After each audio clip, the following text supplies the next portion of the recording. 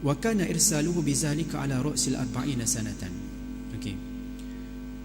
Nabi ni bila didatangkan dengan tauhid, apa sifat Nabi tu, macam mana, ketika mana Nabi ni, macam mana dia umur dia ni dilantik jadi Nabi ni.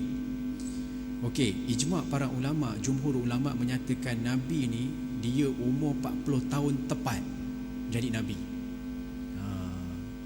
Maksudnya dia tak ada 40 tahun tu sehari, 40 tahun 3 hari, 40 tahun ni, 40 tahun sebulan ke, 40 tahun 2 bulan ke, 40 tahun 5 bulan.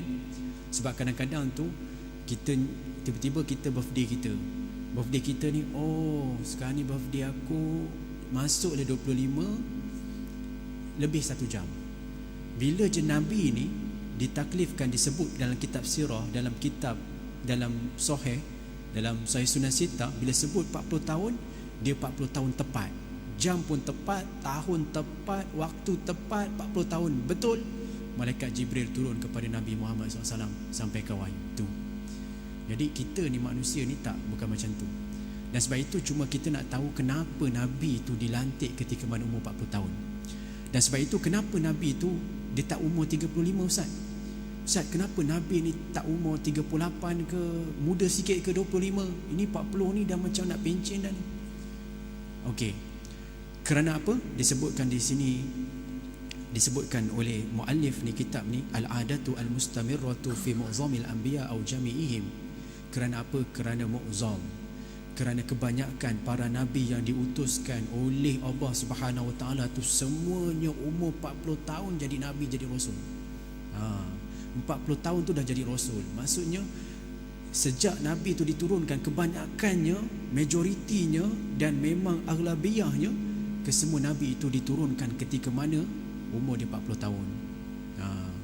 Jadi sebab itu kita ni lelaki, kita lelaki ni maksudnya umur matang tu betul-betul umur 40 tahun. Kalau umur 35, 37 tu belum lagi. Jadi 40 tahun ke atas itu adalah umur kematangan seorang lelaki.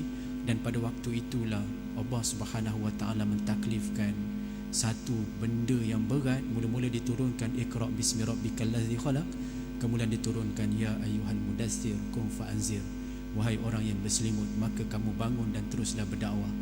Berikan peringatan. Nabi Muhammad ketika mana berselimut waktu itu bangun dan terus berikan peringatan. Dan masa itulah bermulanya dakwah secara terang-terangan.